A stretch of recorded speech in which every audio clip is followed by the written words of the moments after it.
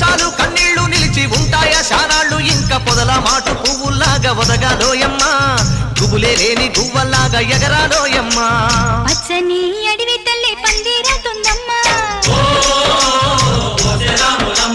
నీరెండే నీ కాలి పారణవుతుందమ్మా పూసేటి పూలన్నీ పోసే తలంబ్రాలమ్మా కోయిలలా సందళ్ళే సన్నాయి మేళాలమ్మా